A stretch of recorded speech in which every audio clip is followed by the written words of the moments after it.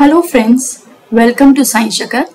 So today we are going to discuss cell junction. What is a cell junction? Types of cell junction with a special focus on tight junction. Okay, so let's start with cell junction. See, there is a uniform intracellular space or gap between two adjacent cells, and that gap is of around 200 to 300 angstrom. Sometimes many cells in tissues are linked to each other and to the extracellular matrix at many specialized contact sites called cell junctions that permit or restrict the passage of ions and macromolecules between cells. So, of all the social interactions between cells in multicellular organisms, the most fundamental are those that hold the cell together, and many cells in tissues are linked to one another and to the extracellular matrix at specialized contact sites. These sites are called as cell junctions. So these cell junctions are very minute structures and they cannot be visible by light microscopy. So let me tell you a functional classification of cell junctions, that is occluding junction. It contains tight junction and septate junction. Tight junction is only present in vertebrates and septate junctions is mainly present in invertebrates. Then comes anchoring junction. It includes actin filament and intermediate filament for cell-cell attachment or cell matrix attachment. Okay, so in actin filament attachment side, cell-cell junction is called as adherence junction. Cell matrix junction is called as focal adhesions. Intermediate filament attachment, cell-cell junction is also called as desmosome, and cell matrix junction is also called as hemidesmosomes. Then comes communicating junctions. It includes gap junction, chemical synapses, plasmodesmata, which is only present in the plant. So occluding junction seals cells together in an epithelium in three ways. In the way that it prevents leakage of even small molecules from one cell to another. Anchoring junction, it uses the cell cytoskeleton like actin and intermediate filament, and it mechanically attaches cell to another cell or extracellular matrix. Then comes communicating. It allows the passage of chemicals and electrical signals from one cell to another. So this is a descriptive diagram of different types of junctions.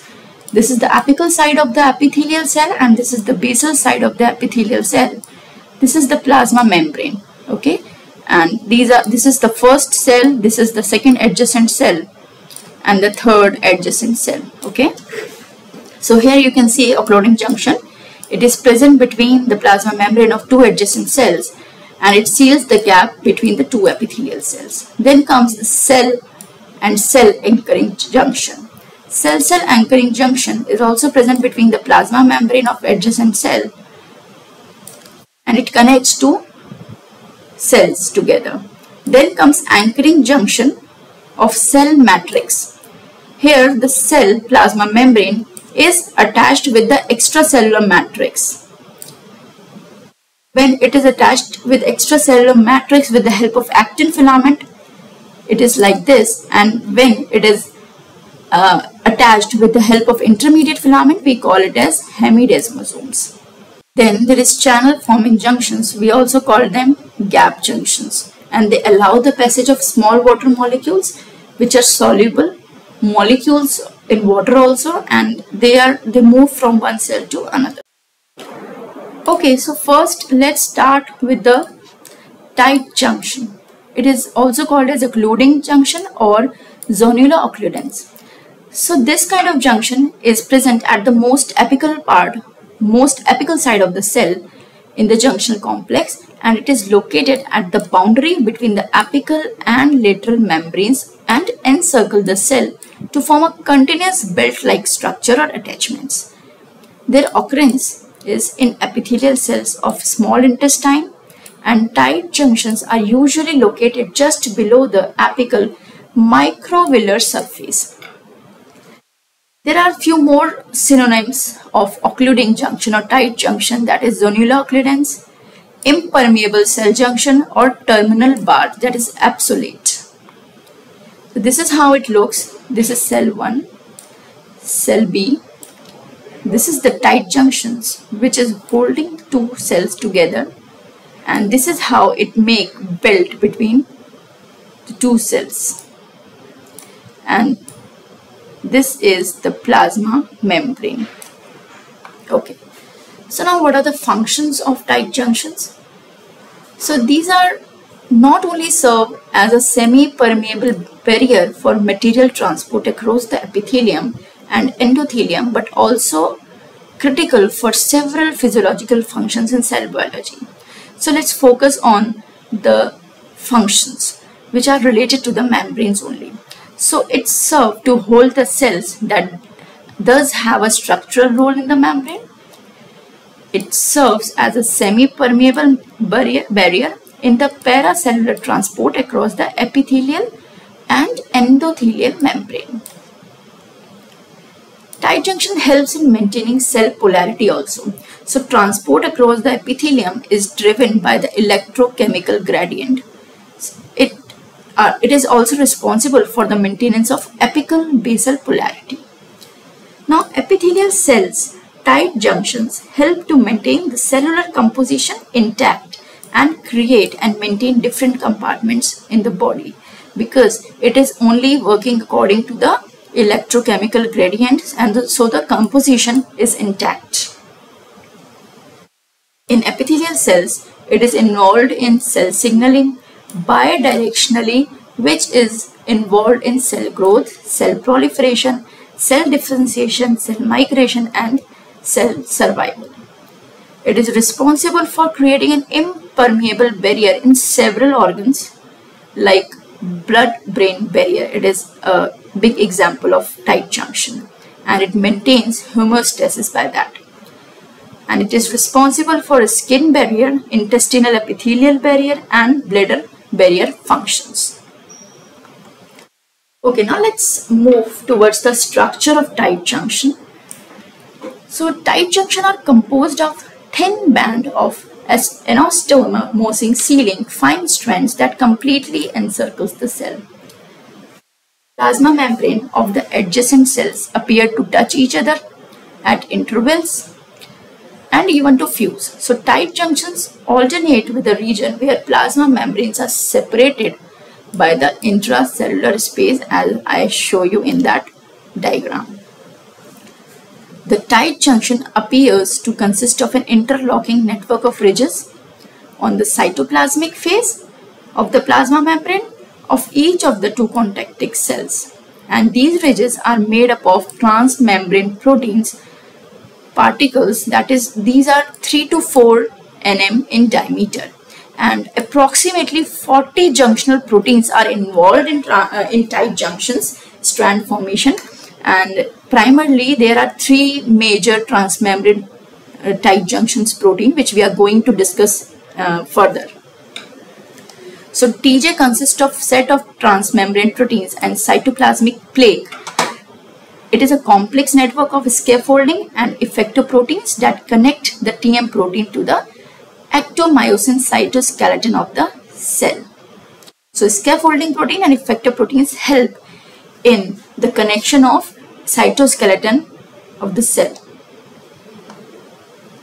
So the protein that forms the structural component of tight junctions are mainly claudin, occludin, and the cytoplasmic scaffolding protein, that is ZO1, 2, and 3. So here are the proteins which are involved in transmembrane. So first is transmembrane protein, that is Marvel domain protein, occludin, tricellulin, Marvel D3, then claudin. Third is blood vessels, epicardial substance. Fourth is JAMS, junctional adhesion molecule. Fifth is Crumb's homologue 3. Sixth, immunoglobulin type adhesion protein. And in the cytoplasmic part, it is adaptor protein and linkers, that is ZO1, ZO2, ZO3, and singulin. Polarity proteins, the proteins which help in maintaining the polarity, right? So these are PAR3, PAR6, etc. And signaling proteins, APKC, CDC42 and RAC, etc. Then claudin, it is the main functional component in sealing strands, which includes claudin plus occludin. So let's see their details one by one. Okay, first of all, this is the diagram of an epithelial cell. So this is the mucous layer which is present above the epithelial cell. This is the apical side and this is the basolateral surface of the cell. Now here in between, tight junctions are present and they are holding together the plasma membrane of two adjacent cells. Fine. So a single protein complex which is present in the tight junction includes occludin, claudin 1, E-cadherin, ZO1, JAM1, catenins, cingulin and actin. And the space between two plasma membrane is called as paracellular space. Fine. Okay. So let's talk about occludin. The size of occludin protein is around 60 to 65 kilodalton, and the N terminus and C terminus of the occludin protein are intracellular. Also, occludin proteins has 4 transmembrane domains.